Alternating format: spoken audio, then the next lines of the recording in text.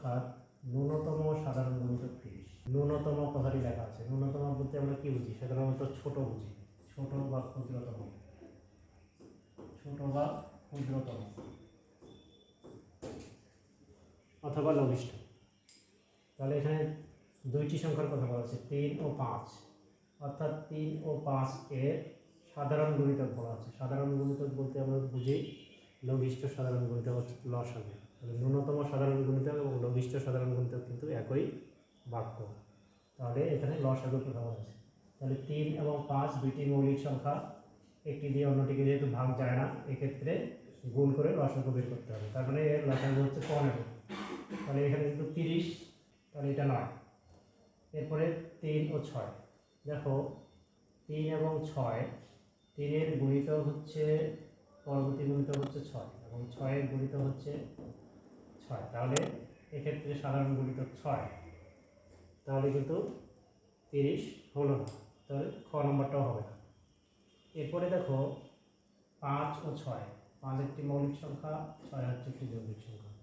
তাহলে 5 এর গুণিতক হচ্ছে 5, 10, 15, 20, 25, 30, 30 পর্যন্ত দিলাম। 6 এর গুণিতক হচ্ছে 6, 12, 18, 24, 30। উভয় ক্ষেত্রে কিন্তু সাধারণ গুণিতক 30, অর্থাৎ এই গ নম্বরটা হবে। 3টি বাস যথাক্রমে, অর্থাৎ প্রথম বাসটি 3 মিনিট পর, দ্বিতীয়টি 4 মিনিট পর এবং তৃতীয় বাসটি 5 মিনিট পর থামে। এরপর বলছে ন্যূনতম কতক্ষণ পরে 3টি বাস একত্রে থামবে।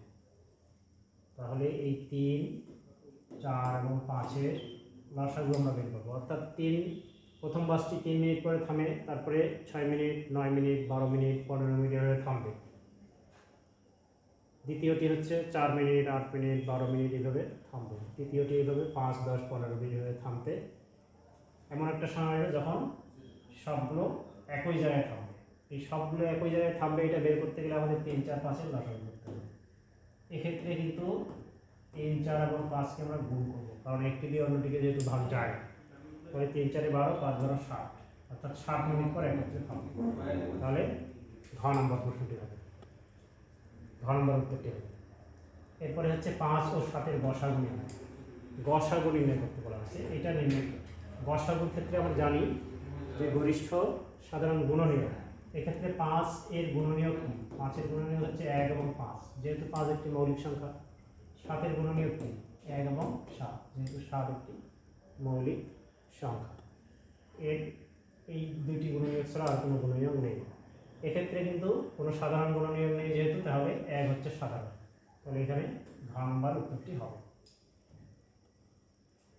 4 নম্বর দেখো, এখানে বলা হচ্ছে 15টি আম ও 25টি লিচু সর্বাধিক কতজন শিক্ষার্থীর মধ্যে সমানভাবে ভাগ করে দেওয়া যাবে।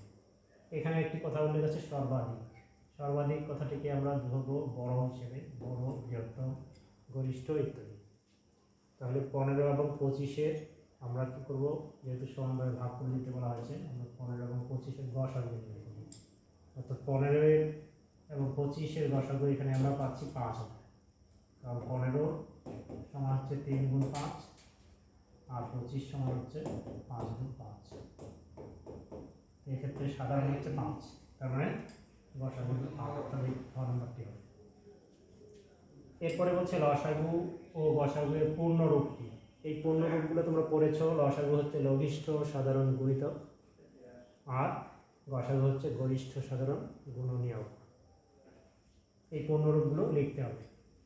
এরপরে বলা হচ্ছে নিচের সংখ্যাগুলো 3 দ্বারা বিভাজ্য কিনা যাচাই করুন। 3 দ্বারা বিভাজ্যের একটি সহজ নিয়ম হচ্ছে, যে অঙ্কগুলো আছে সংখ্যার মধ্যে, যে অঙ্কগুলো আছে এই অঙ্কগুলোকে যোগ করতে হবে। যোগ করে যেটি 3 দ্বারা, যোগফল যদি 3 দ্বারা বিভাজ্য হয়, তাহলে সংখ্যাটি 3 দ্বারা বিভাজ্য। যেমন মনে করো এখানে কত আছে, 4, 2, 3। এই 423-এর অঙ্ক হচ্ছে 4, 2, 3। এগুলোকে আমরা যদি যোগ করি, 3 দিয়ে 5 × 9, তাহলে 9 কিন্তু 3 দ্বারা নিঃশেষে বিভাজ্য, অর্থাৎ এই সংখ্যাটি 3 দ্বারা বিভাজ্য। এইভাবে অন্যান্য যেগুলো আছে এগুলো আমরা করব, এগুলো এইভাবে যোগ করে যদি বিভাজ্য হয় তাহলে হবে। ঠিক আছে, তাহলে 3 দ্বারা সেটি যেটি বিভাজ্য সেটি তোমরা লিখবে।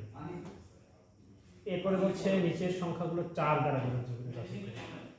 4 দ্বারা বিভাজ্যের ক্ষেত্রেও সূত্র আছে, সেটি হচ্ছে যে সংখ্যার, মনে করো যে এই সংখ্যার একক এবং দশক স্থানে কত আছে 32, 32 কিন্তু 4 দ্বারা নিঃশেষে বিভাজ্য, তাহলে এই 732 সংখ্যাটিও 4 দ্বারা নিঃশেষে বিভাজ্য। ঠিক আছে, এইভাবে একক এবং দশক স্থান যদি 4 দ্বারা নিঃশেষে বিভাজ্য হয় তবে ওই সংখ্যাটি 4 দ্বারা নিঃশেষে বিভাজ্য হবে। আচ্ছা, এইভাবে 4 এর বিভাজ্যতা তোমরা পরীক্ষা করবে, নির্ণয় করবে। 7 ও 13 এর লসাগু কত? 7 ও 13 এর লসাগু, দেখো 7 হচ্ছে একটি মৌলিক সংখ্যা, 13 একটি মৌলিক সংখ্যা, এক্ষেত্রে গুণ করতে হবে, গুণ করে গুণফলটাই হবে এই দুই সংখ্যার লসাগু, এই দুই সংখ্যার লসাগু, অর্থাৎ 7 13 কত 91। তাহলে 7 এবং 13 এর লসাগু হচ্ছে 91, এবং সর্বশেষ হচ্ছে 6 নম্বর দেওয়া আছে 13 ও 17 এর গসাগু কত?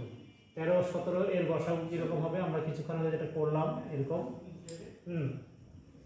অর্থাৎ এই গসাগু আর এই গসাগু একই হবে, অর্থাৎ 13 একটি মৌলিক সংখ্যা, 17 একটি মৌলিক সংখ্যা, এখানে 5 একটি মৌলিক, 7 একটি মৌলিক, তাহলে এই গসাগু হবে 1। তো আশা করি তোমরা বুঝতে পেরেছো।